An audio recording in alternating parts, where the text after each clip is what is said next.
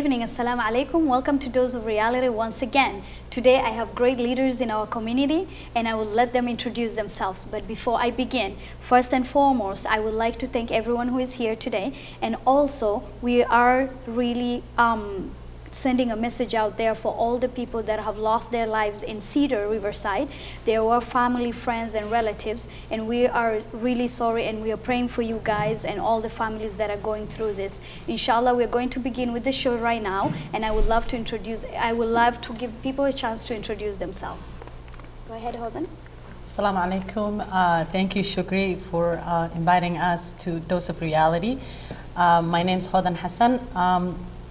I am from 62A, a state rep from 62A. 62A is South Minneapolis. If you're familiar with South Minneapolis, it's everything in between Franklin to Lake Street, Lindale to Cedar.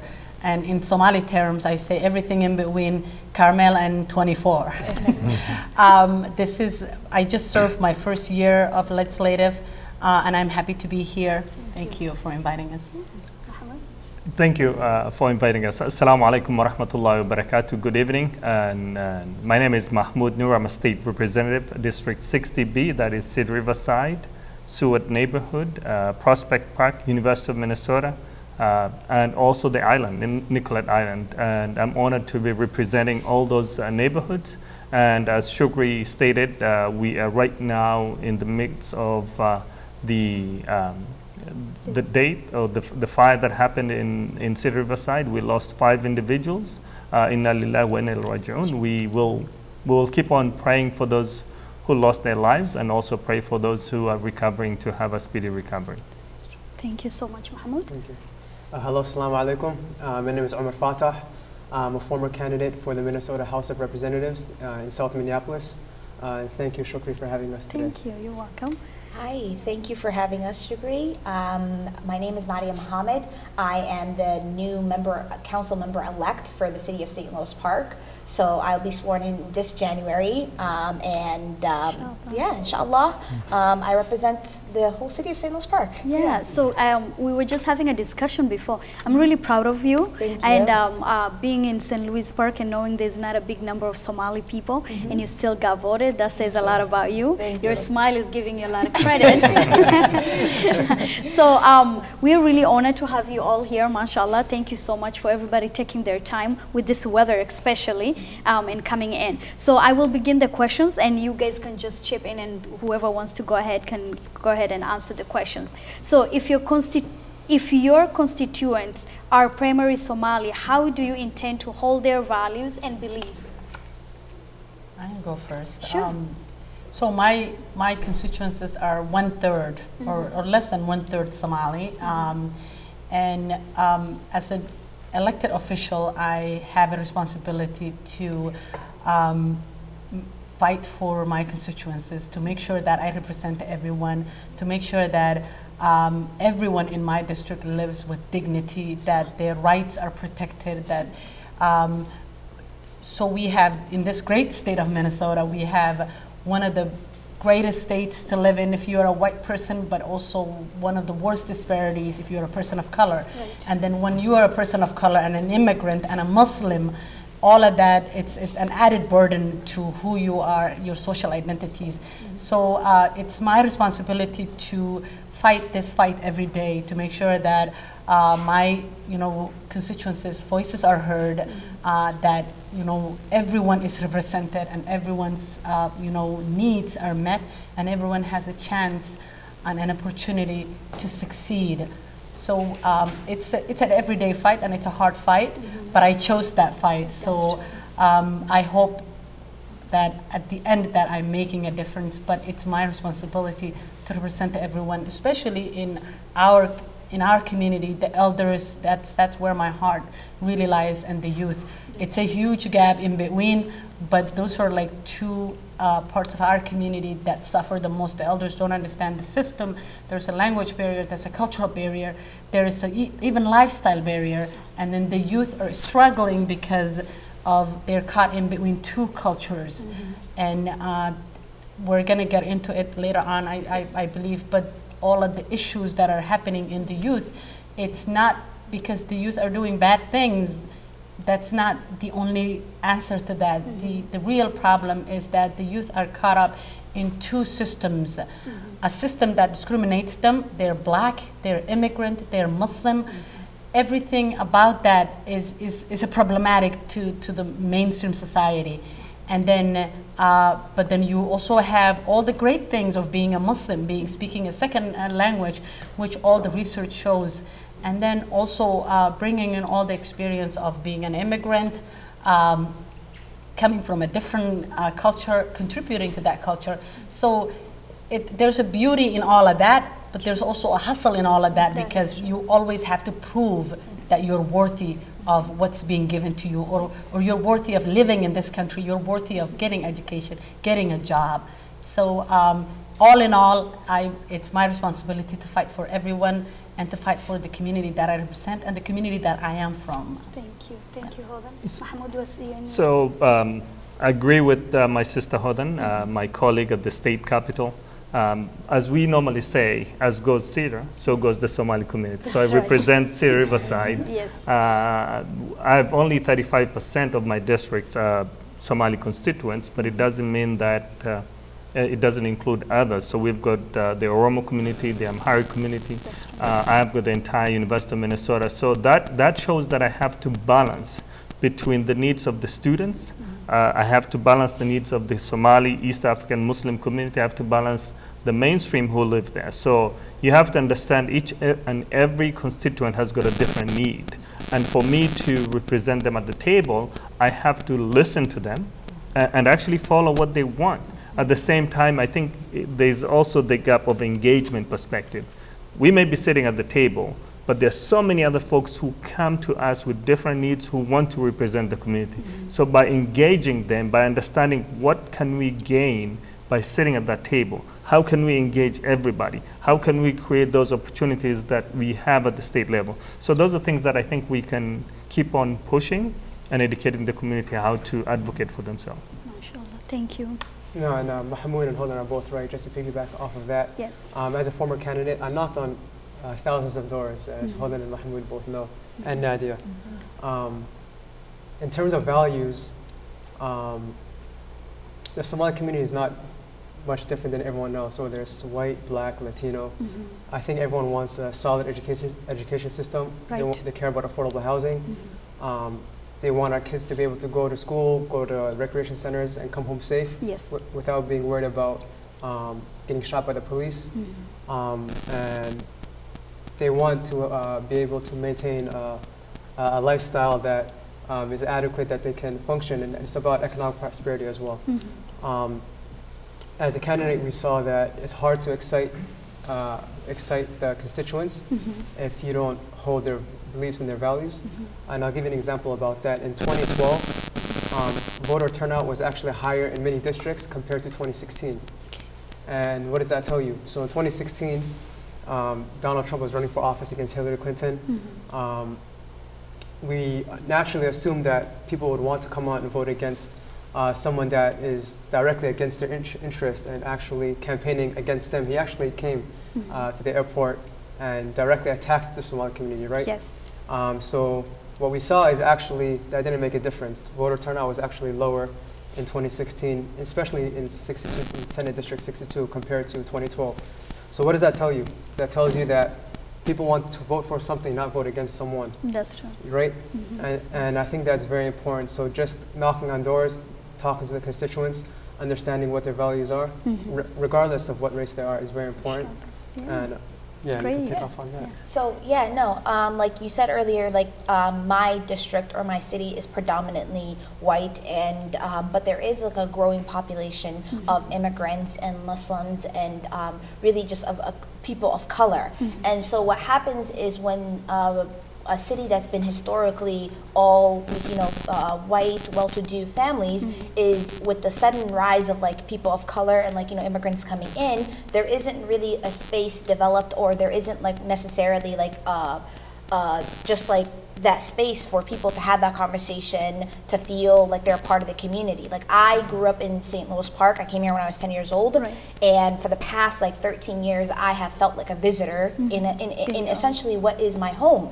And so, and that's what I know, like, a lot of like immigrants and like people of color are feeling, because there isn't, you know, there isn't that space. And so, to kind of like repeat what Hudan was saying, or Representative Hudan was saying, yeah, like it's very hard for youth, especially for youth of color, because they're lost in these two cultures, one that is culturally conservative, Somali, and one, or, you know, whatever, whether you're a Latina or whatever that is, if you're culturally conservative, or to be raised in a culture that is more liberal, you know? So you get these, like, you have to like constantly navigate through, and there's all these conflicts. So I'm like, as a council member, I'm really trying to build that space for people of color to have their voice, and to really have a say in what goes on in the community, and for youth to also have that voice as well, you know? I mean, like, you hear like now, like, you know, everybody's like, oh, millennials are so lazy, all they care about is their avocado toast.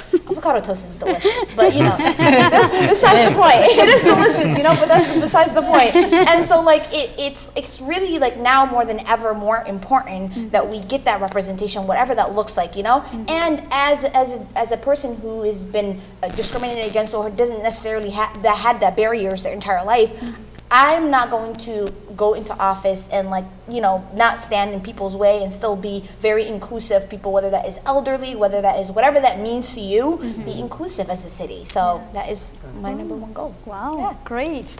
This is amazing. I love what I'm hearing. At least we have people working so hard in our community to make things change.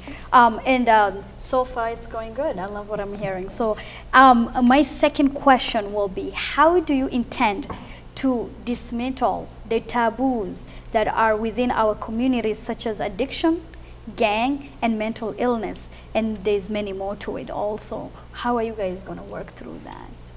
So to start with, I think we know as a society, when we come here, we're going to face the generational gap that exists.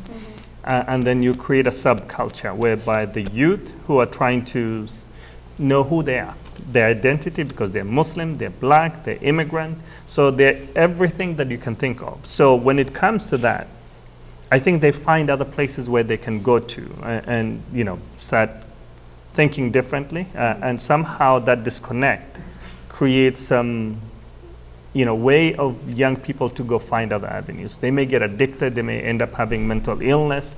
It all comes to us to create awareness, education, and also addressing the issues from legislative perspective. So one of the examples is we just had a hearing, Representative Hudan Hassan and I, we had a hearing on opioids. It's a big issue. It's killing a lot of young people. So for us to tell the mothers it's okay for your child to seek help, because if they keep on hiding it, it's going to create a more problem. We have seen so many young people who have lost their lives. So how do we make sure that people understand there can be mental health, they support, there's systems that are out there. Take advantage of the systems. Get that help that you need. Representative Hudan Hassan is, you know, understands the social aspects of it as someone who has the practice, who understands it.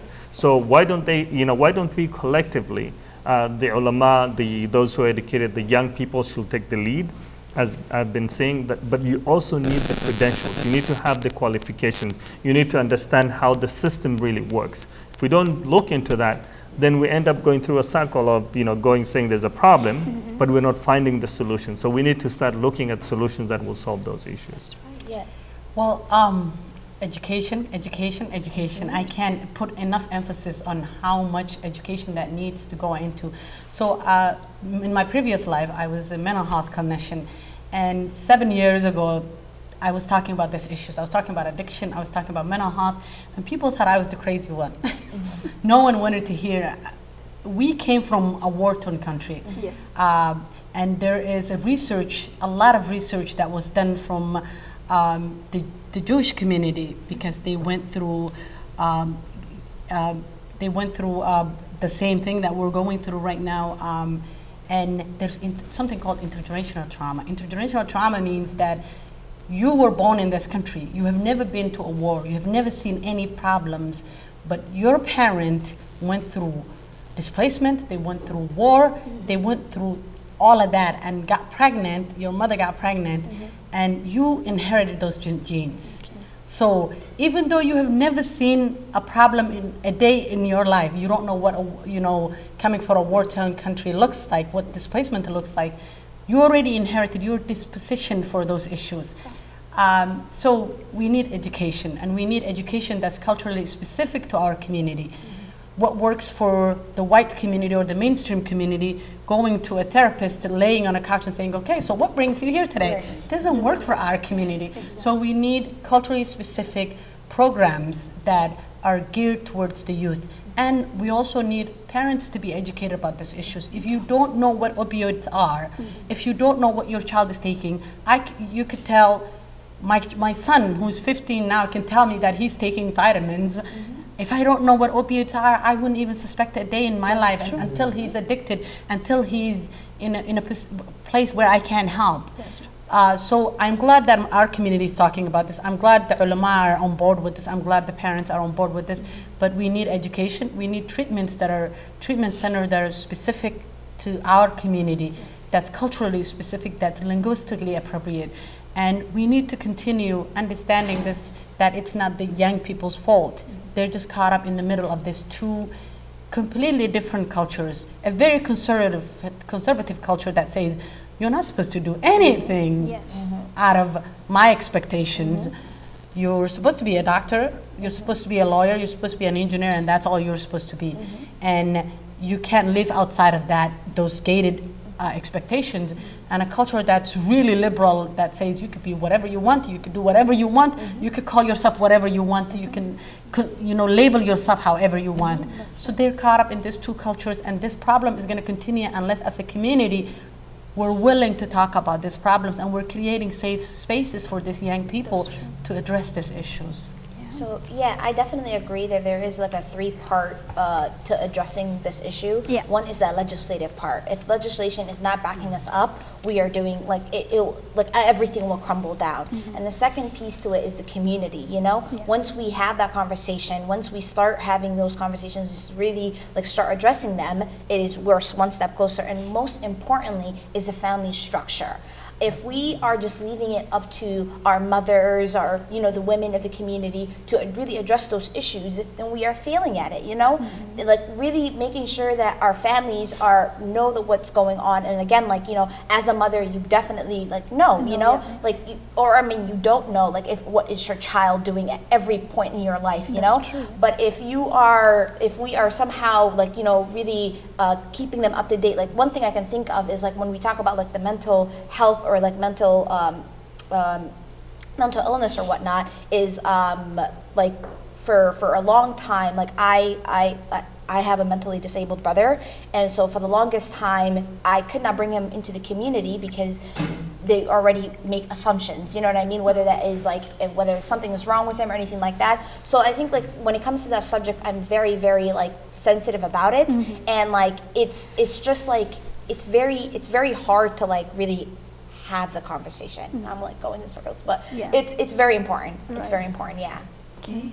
No, absolutely, and just to touch on that a little bit, the number one thing is we can't stay silent anymore, and I'm very happy that we have community leaders that are speaking out about it.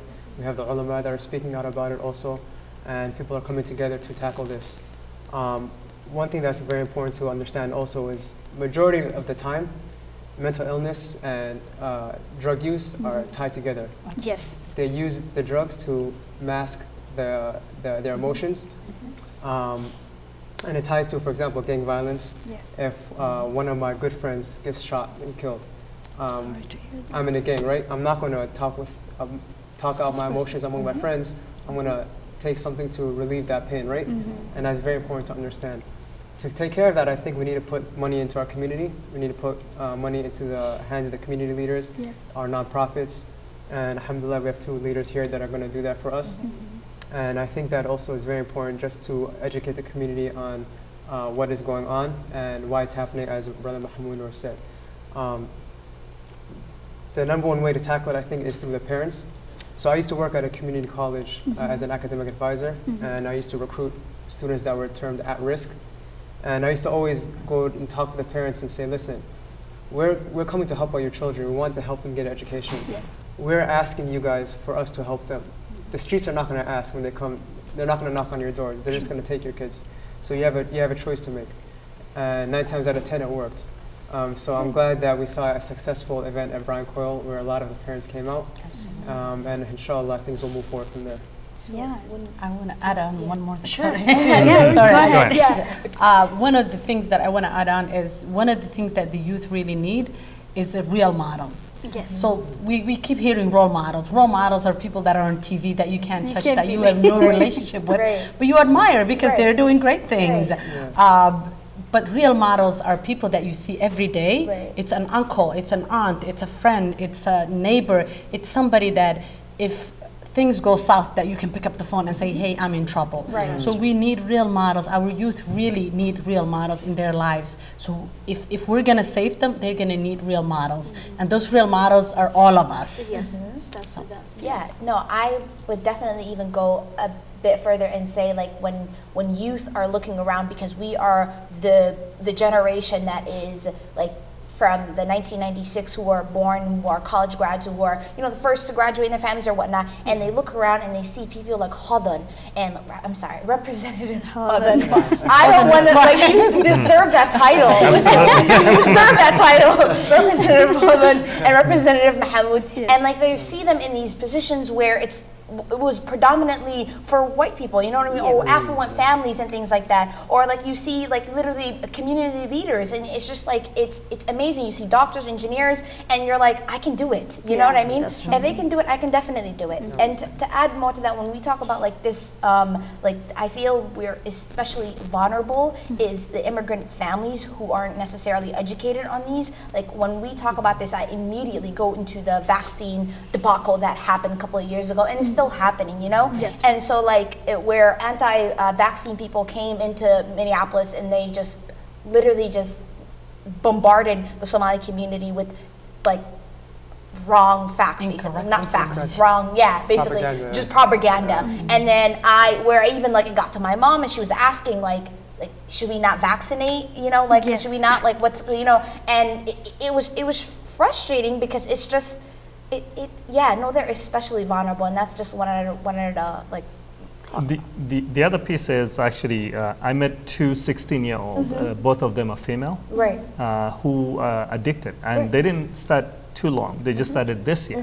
They started slowly by experimenting, and then they started taking more and more. Then they get addicted. So quite frankly, it's big disaster that we're facing. It's devastating so many families. In fact, some of them came from well-off families whereby they should have seen the telltale signs, but they took it very lightly. And quite frankly, it's, let me put it this way. We need to have a wake-up call. Every community, every family member needs to wake up. You need to start talking to your kids. You need to start asking them the right questions, because sometimes we feel we want to throw them outside.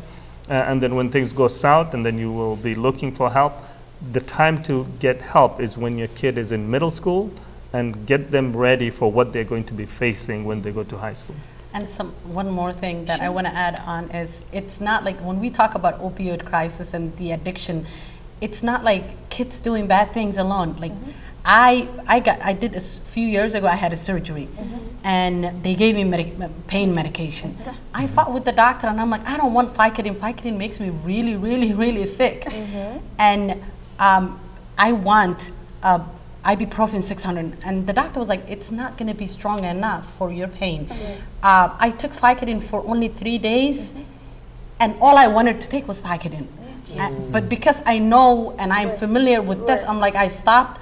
And I called my doctor, and I'm like, I want that ibuprofen 600. I don't want Vicodin. It's something as simple like an elderly taking a pain medication for their knees or their back or something, and getting addicted to. I have seen a 70-year-old who's addicted to pain medication, and she's hopping around and going to different doctors so she can get pain medication. But is she a bad person? Was she doing drugs? No. But so we need to understand this whole addiction thing and opioid crisis, that it's not only people doing bad things. It can be something as simple as you went to the dentist and they did some work on you and they gave you Vicodin.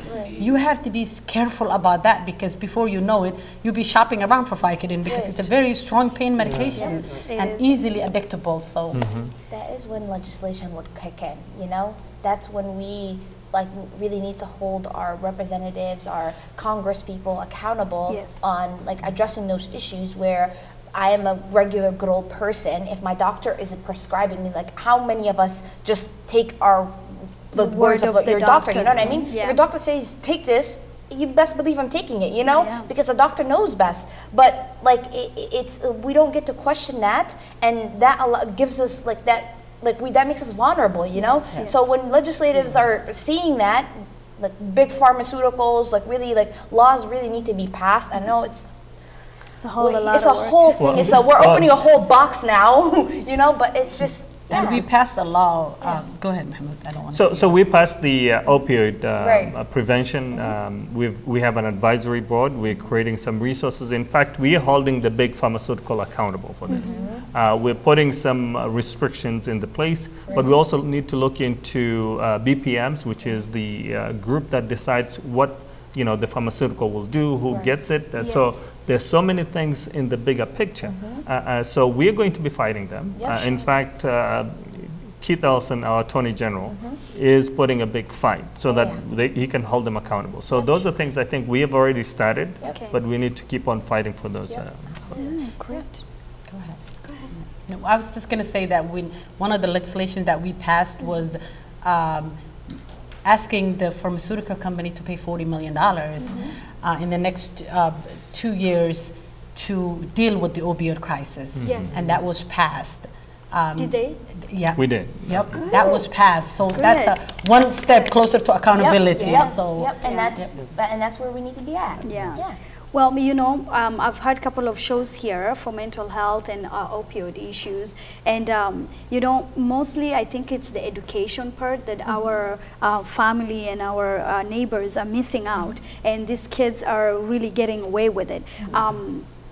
We have family who are too old right now. They barely understand what their kids are really doing. And that knowledge is what we have to spread out there, inshallah. And I think a lot of people are putting their hands on it. So it's going to be good as long as we don't stop and we continue. And also I wanted to talk about, like, what do you guys think about the resources? What are you guys providing for the community as part of resources for the younger youth who don't have much to do and they end up doing this kind of things, so that they can keep busy or coming back to something that, which I know Mahmoud Noor has been working a bit closer with the Cedar youth mothers.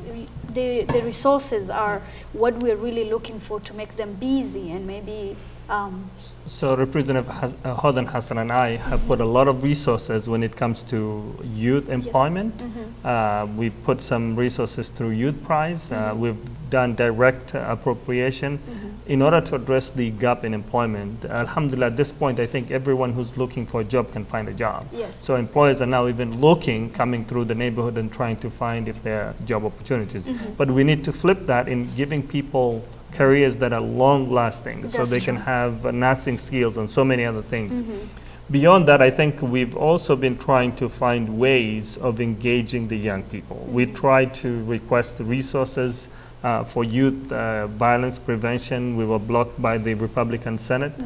We also had an opportunity to create an outdoor activities, which is any kid who wants to be in outdoors, you know, getting people from their normal place where they feel this is the normal. So we want to take people out. It's called No Child Left Inside. Some of the agencies have started applying and they've received some of the resources. If anybody is interested in looking out to take the kids outside, they need to go to the website for the DNR, Department of Natural Resources. We also wanted to make sure people maintain their culture in terms of engagement in language, you know, many things, you know, the Somali Museum and so many other things. We put some resources into the Somali culture. If you go to the Minnesota Humanities, one of the only communities that received some resources. So we invested more than actually $25 billion in education for our kids. At the same time, we need to hold the schools accountable. So there's so many things that we've done collectively, which we need to start looking into how are those resources being, provided to our communities. Yes. Absolutely. Like, I agree with everything Mahmoud said. And one of the ways that it's not only resources. Yes, we need resources, we need the dollars, but also our community as a whole needs to come together and have a plan. I remember when we first got elected and before we got sworn in, we had a community conversation with some professionals, and what we asked was like, we said, what is our community goal? What is community agenda that we can take and put it at the table for the speaker and the majority leader and say, this is Somali community's plan. This is one thing or two things or three things that we can fight. That's right. But there wasn't. There's too many problems. But then if you say that there's too many problems, we're going to leave it the way it is, but then there's no solution for that. Yes. So our community needs a little bit of organizing. We need to organize ourselves. The leaders need to talk to one another. Yes. There's so many leaders, but then so many leaders that don't want to talk. Each person thinks that if I talk to Umar Fatah is going to take something from me, or if he talks to me, he thinks that I'm going to take something from him. So we're keeping ourselves separate into small groups that aren't moving forward. So we need as leaders to come together and come up with a community plan and a community solution, and then we're more than happy to fight and put our lives on the line for that community plan and say that we have to, if you want the Somali community's vote, this needs to be implemented. That is good. But we don't have that yet, and I'm hopeful that we're going to come up with it, hopefully. Yeah. And I think one good thing out of this is that there's a lot of young folks that are standing up and creating organizations, nonprofits to help tackle these issues. To plug two of them, if you don't mind. Yes. There's one called Changing the Narrative, and they're a group run by young Somali women that are tackling the issues of mental health and drug addiction. And they've had a couple of community meetings surrounding those issues, and mobilized the mothers and those that are being affected by it. With that, they developed an action plan that they want to implement. One of which is that they are connecting with the Native American community in South Minneapolis to build that power, because they're probably the hardest hit community in the state of Minnesota when it comes to mental illness and also drug abuse. Just to build power and do something at the city, county, and state level. Another group that's called Tusala Mentoring. They partner young Somali professionals with high school students between the ages of 15, 16, 17 years old, just to provide that mentorship, so that I signed up to be one of those mentors, just so that I can stay on top of what the youth are doing, develop a plan, identify their strengths, their weaknesses, what they want to do in the future, and just so that they have someone to talk to as well. So that there are some organizations that are doing good. They need to fight for that funding at the state and city level as well. Yes. But I think that one good thing is that there are plenty of youth that are standing up to work towards this. Yeah. And that is seen in St. Louis Park as well. There was like a big, like a lot of the people that were running in St. Louis Park had some sort of like youth volunteers that would constantly go out, knock on doors and things like that.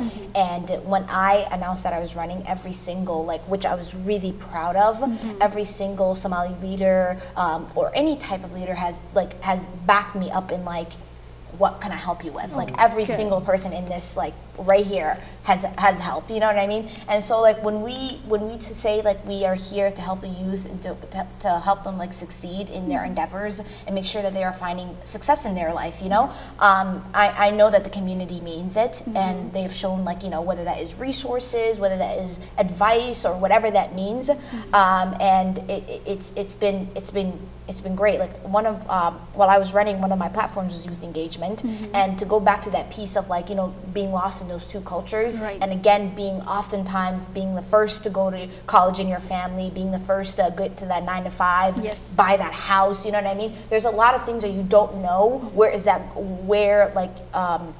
where there's a lot of things that youth don't know, especially like in coming into a new country and things like that. Yeah. And so like, and when we talk about that mentorship is one big part of like, you know, making sure that they are finding success again. So yeah, no, absolutely. Yeah. And a lot of times we see that discussions are about the youth without them being Yeah. part Yeah. of those discussions.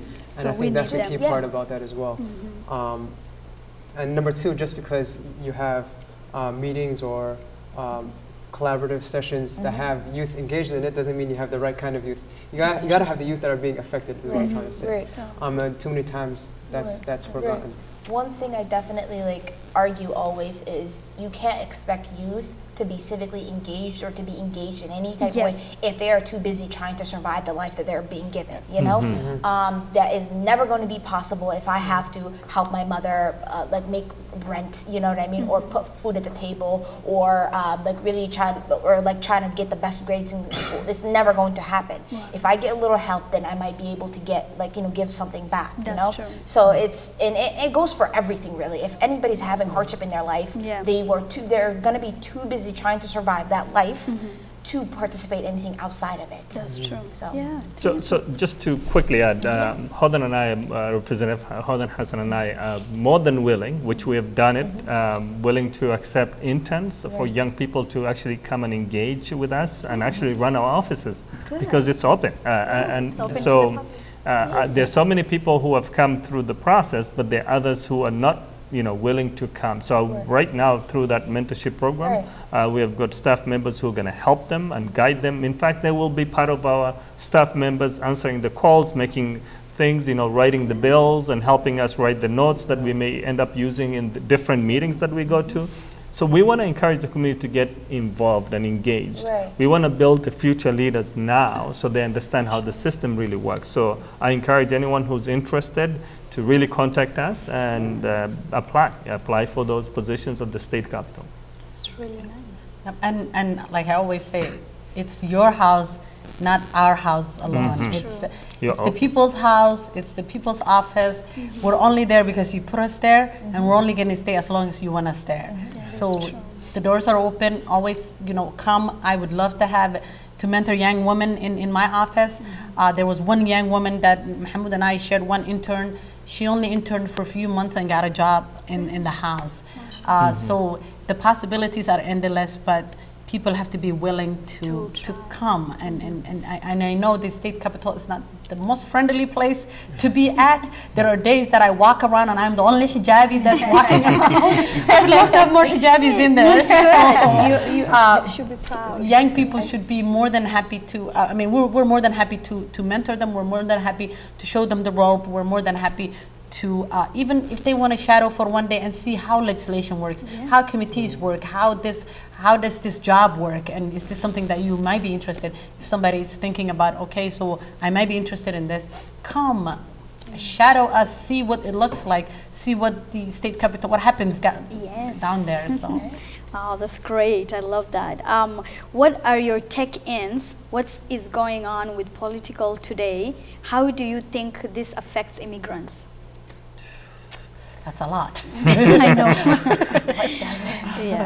What are your tech-ins? Well, I mean, our political discourse today is more polarized than any other time in the history of this country. We have a crazy man in office, a man who makes fun of immigrants, who belittles them, who insults them, a man who is nothing but a racist in my eyes. And more than ever, we need people to in the upcoming election. First, we need to get rid of Donald Trump. I'm going to say that. We really need to get rid of him. But in the way that we get rid of him, we need people to come out and vote. Umar Fattah said earlier that 2016 had a lower voter turnout than 2018. And the product of 2016, look what happened. Donald Trump came to Minneapolis Airport, International Airport, and insulted the Somali community, and he did it again. He came to Target Center and did it again. And he was like, well, hey, I stopped the refugee coming to your state. The rest is you guys. You deal with it. But it's not only that. It's not only to get rid of Donald Trump, but it's also to build a future here. We're here to stay. The Somali community, the immigrant community, and that's what makes this country great. Everybody came to this country except unless you're a Native American. Right. It's a different time, so different circumstances. People earlier, you know, in the early 1800 were, 1700 were coming from Europe. Now they're coming from Africa and Asia. So it's a different times and different geographical and different circumstances, but it was always the land of immigrants. So we're here to stay. We need to engage in the system. We need to be part of the system. We need not only Donald Trump, but anybody that doesn't work for us, anybody that doesn't hold our values, anybody that doesn't want us here, gotta go. And the only way we can get rid of them is to vote them out. That's true. It's your own civic duty, and it's your civic responsibility to vote. So stay engaged. Every time I'm talking, I'm addressing a Somali crowd, I always tell them, I'm like, do you know that your school board is elected, your city council is elected, your mayor is elected, county commissioners are elected, we are elected, Congress is elected, president's elected, everyone is elected. You know what, you don't like them? Take a campaign against them and get rid of them, so you can get somebody that has your values at heart, that want to listen to you, that want to bring that change that you need. And this is a great state, but it's also a terrible state. The numbers, the disparity numbers are really heartbreaking. So we need to continuously talk about those numbers, education disparities, health disparities, housing disparities. So in order for us to address those issues, we need people who have progressive ideas that want to change. So you need that unapologetic leader, like Representative Hassan. So the key point is, I think from the immigration perspective, it's a federal issue. I think the issue of so many people who are here who don't have the right documentation should not be treated differently. Yes. As we were fighting at the House in the Capitol to get a driver's license for all, it's something that we did because it's something that was more justice. It was more about our moral issue, you know, obligation to get everybody what they need. They needed people who are here are part of our community. For them to get a driver's license, for them to really get something that they need to have, you know, that connection to their communities, to go to work, they pay taxes, they don't get anything back. So we need to be able to fight for justice for all. We also need to start fighting hate that is happening everywhere. You have seen what has been happening to our mosques. People are breaking our mosques. People are, you know, throwing stones at our businesses. So we need to really come back and hold people accountable. If people are mistreating our communities, then we need to challenge them. Perfect. So we will take a 1-minute break and we'll be right back. A dose of reality with Shukri. Thank you. Thank you.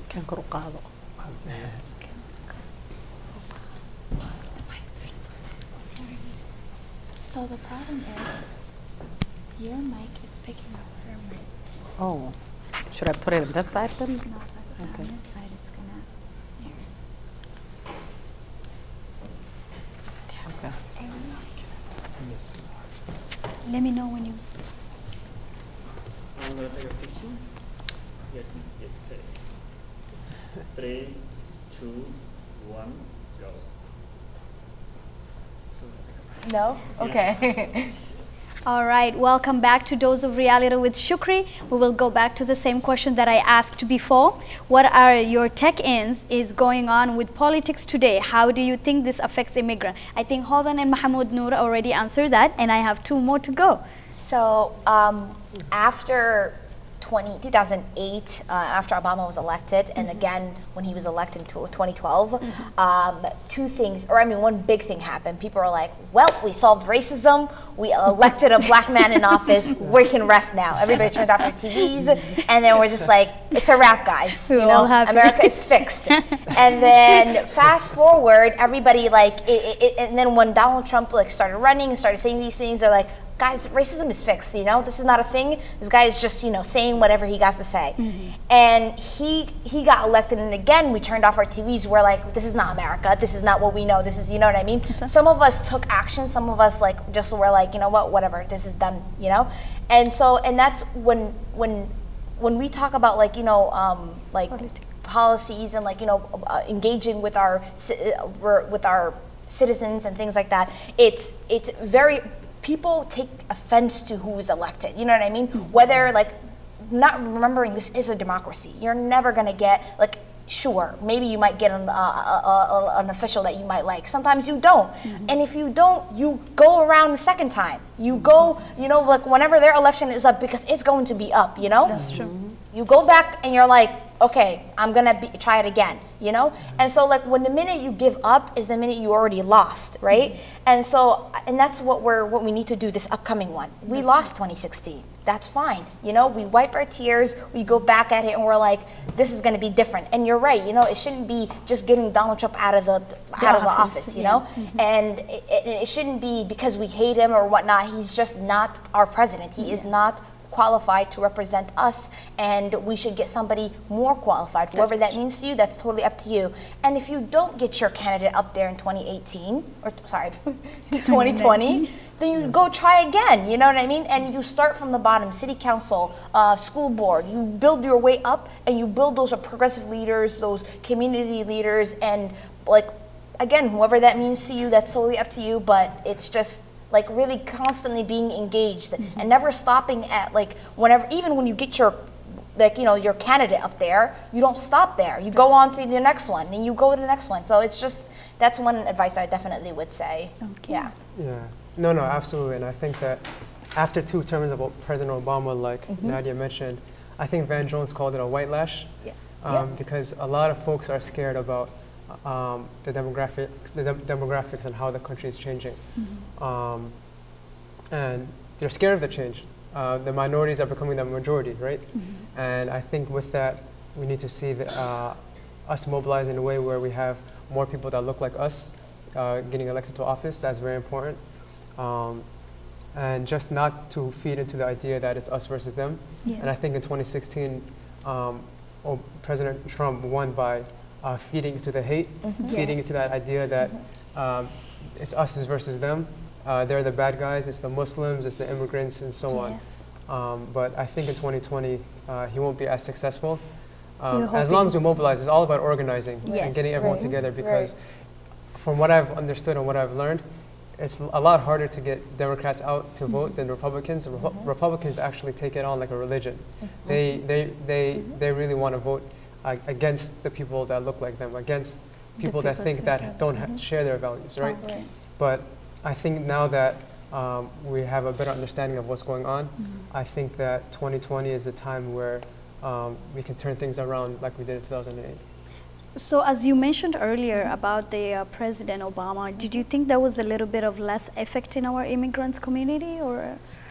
On President Obama's effect on immigrants and whatnot, I think like every other president before him, he did like, it was like any racism or anything like that was very like passive aggressive. It was very calm, and it was, I mean, President Obama did make historic changes. You know what I mean? True. And I don't know, like I wasn't really that active back then.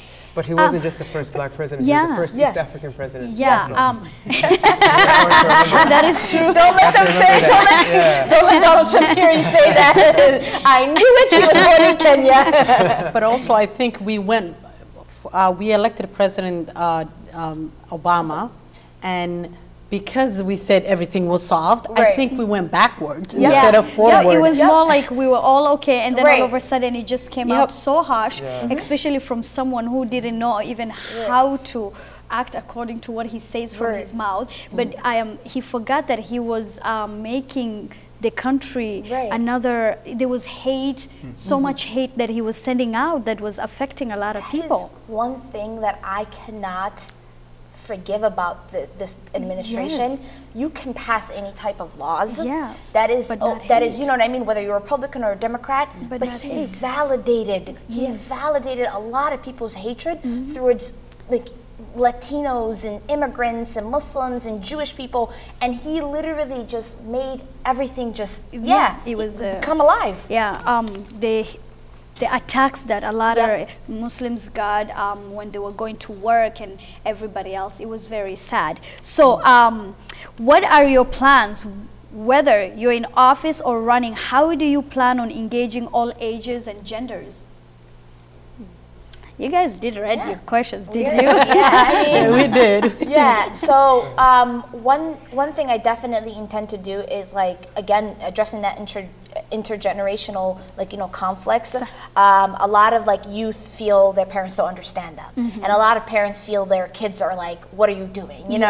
And so, and there's also, like, the senior citizens who are getting too old to do things like shoveling, like, you know, with their limited income, they can't afford the housing that they lived in 40 years. So there's all these, like, ages and, like, issues that are going all around, you know, whether that is millennials, the Generation X, you know, what was our parents' generation? Baby boomers. boomers. Baby boomers, okay, boomer. But, like, you know, like, all these, like, generations, and they do need different needs. Every single one of them, they need those needs. And when you start using the one size fits all is when we start losing out, you know? And so it just goes, like, you know, and it sounds a bit, you know, simple, but it's just one at a time, you know, one at a time. And you go around and you're like, what do you need? What does this person need? What is that, you know? So that is one, that's one way to address it. And also having, go ahead. Yeah.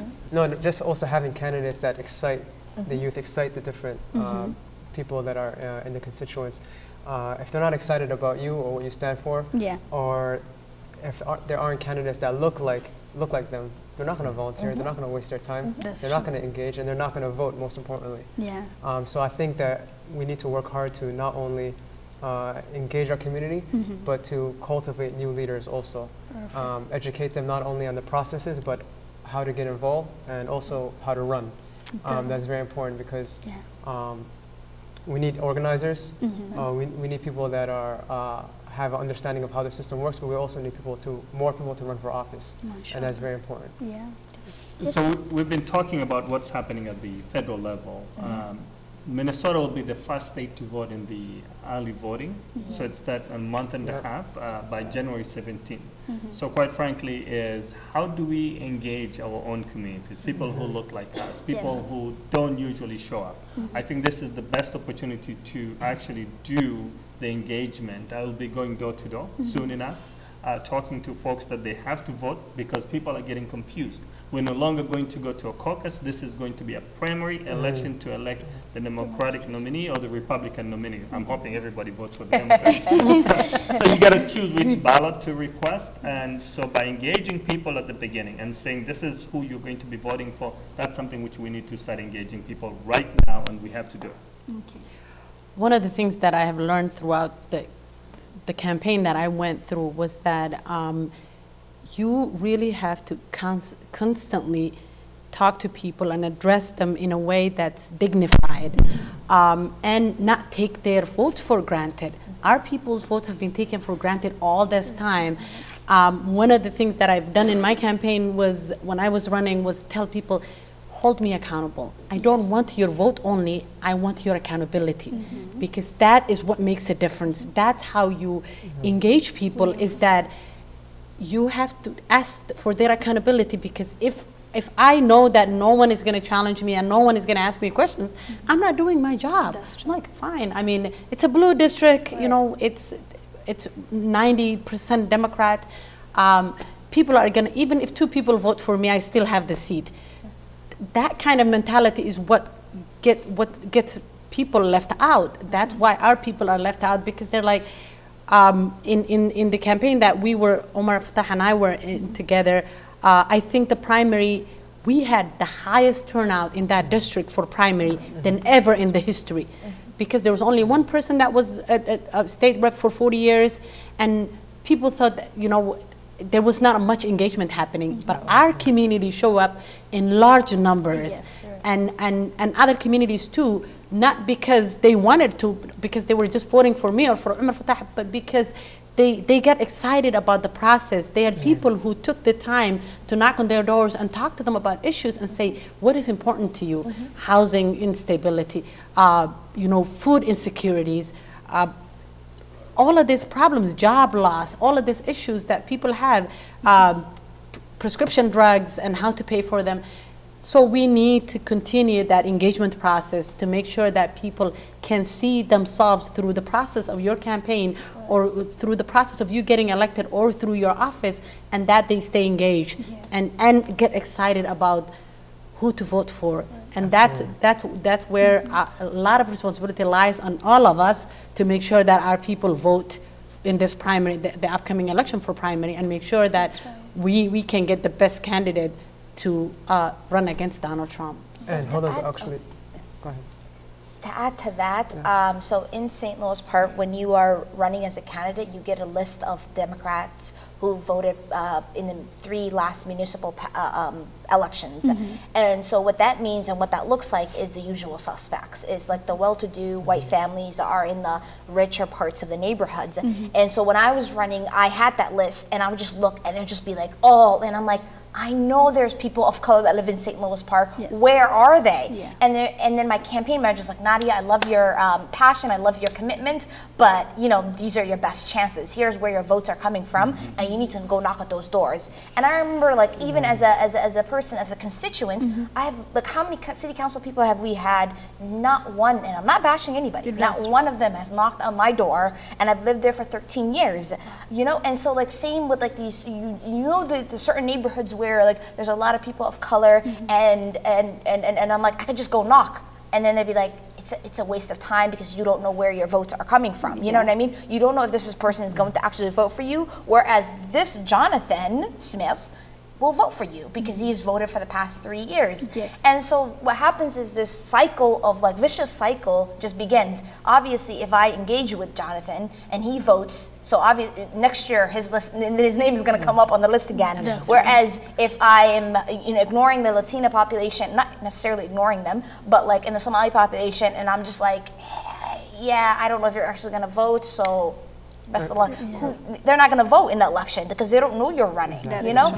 And so there's like, and that's specifically very St. Louis Park, and I can't speak for any other cities. I think it's all the same. It's, and so like, one thing, but like after you get elected, and that's why it's really important, election season, you might not have the time. But whether that is 2 years, 4 years, 3 months, you have got time while you're in office, you know? Really waking those up and be like, hey, didn't get the opportunity to knock on your door while I was running, but my name is so-and-so, come out and like do what, you know what I mean? People are much more willing to talk to you if you're not trying to be there just for their vote, you know? People feel used if that's the case. So that is one thing I like experienced while I was like running, and definitely needs to be addressed. No, Nadia is absolutely right. I think that the reason why the folks were not showing up in the list is because they were never engaged before. And when they're not engaged, they don't vote. And when they don't vote, they don't have a voice. And if they don't have a voice, then they're left out of the table, right? And I think that's very important. I remember last year in the 2018 cycle, one of the members of the Somali community told me that I feel like our community is being scapegoated by the Republicans and tokenized by the Democrats, right? And nothing's going to change regardless of who I vote for. How are the platforms different? So if they're thinking like that, that shows you already that we're failing in terms of educating them on our values. So I agree with Nadia. Yeah, thank you very much, guys. With the huge generation gap we have in our community, do we plan on to address each generation? I think we kind of addressed it in different ways. Quite frankly, when you look at the seniors who, one of the incidents that just happened in Cedar, how do we protect our seniors? You know, how do we provide them a quality housing? How do we provide them quality healthcare? How do we make sure that they live in a safe place that they can call home? We always look into different perspectives, but we need to start looking at how do we address the seniors' needs? How do we address the needs of the families? We've got kids. You know, we live in a place for a long time where it's mostly we get the pollution from the highways, and we get you know, food deserts and so many other things. We have different needs for those families. They're looking for a job, a safe place to raise their kids. Now we've got opioids. How do they really address that issue? And then you shift to the youth. You know, they're modernized. They live in a society which is their home. They need to feel that they belong there. So engaging each and every group, it's much needed. And at the same time, we need to look at their needs in a way to address not only talking to them, but also providing the solutions to them. So the solution is what makes a difference. So while we're talking about all these issues, for example, there's a need for housing. Many folks who can now afford to buy housing, we know that challenge exists. We will be voting for almost more than $200 million in housing capital investment or bonding. how do we get something for the community? How do we start engaging and telling them we don't collectively come together and organize and tell the government and tell the state legislators, we're ready.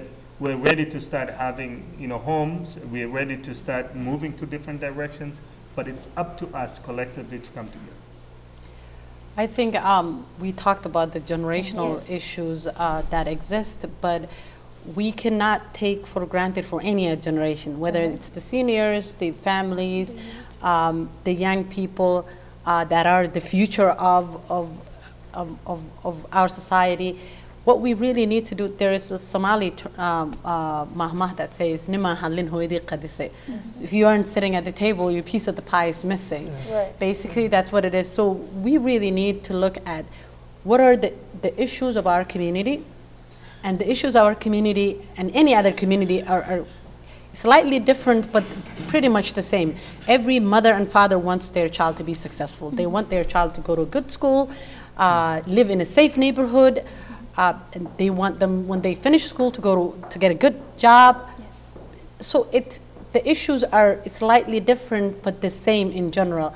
So how do we make sure that our community's needs are addressed and our community's voices are taken to the next level? And it's where people who are elected or who are running for an office come in, is that you have to engage at every level. Every community group has to be engaged. You have to engage each generation. And the young people are the hardest to engage because they're the ones that are really trying to survive, basically. And how do we get this survival mode to living life mode? How do we get young people to not only survive, but to thrive? That's true. Yeah, and it's also just an issue of respect and dignity, I think, because for example, why does the north side of Minneapolis have the highest rates of asthma, right?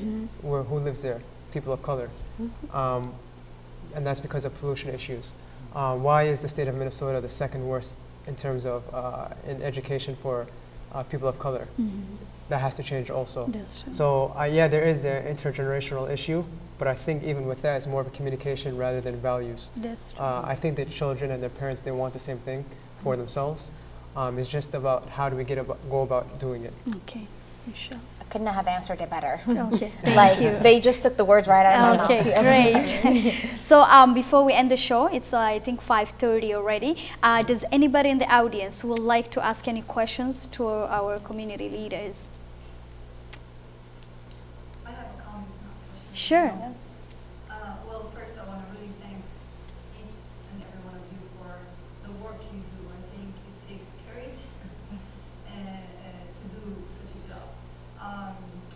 As an elected official, I'm sure you guys represent everyone. And with that comes, as you say, challenges, and you have to engage everyone and all that. And not only you have challenge within the community you serve, you have challenge with your coworkers, you have challenges with your family, and it's a lot to take. And I think we're talking about mental health and all that, and I think you guys all have to take care of that mental health. Yes. But I so agree with you, about working together. Because my previous job, doing some outreach, I worked with, met with a lot of leaders, groups that are doing great job for the community, but they don't want to work together. And they think that by themselves they could do a lot. So I hope when you guys talk, always emphasize that. If they work together, there's more power and result. Because it's not about us, it's about the people that we advocate for and how we work for them. So Thank you. Thank you. Anybody else? Well, before I let you guys go, I'll ask one question. What do you think about Dose of Reality as you've been here? Yes. Amazing. This is my second time here, Yes, and I think Mahmoud it's impressive. too, but it's My first time. Yes. I hope there's more to come. Inshallah. Inshallah. Yeah. Yeah. It's a Great. beautiful venue also. Thank for you. having us. Yeah, thank you so much. The weather was bad, so the number of people is not a lot, but they still made up. I thank you It very shows much. loyalty, though. Yeah. Yes. It shows loyalty. Absolutely. Yeah. Yeah. So thank you very much, guys, and applause, please. Yeah. Thank you. Thank you for coming.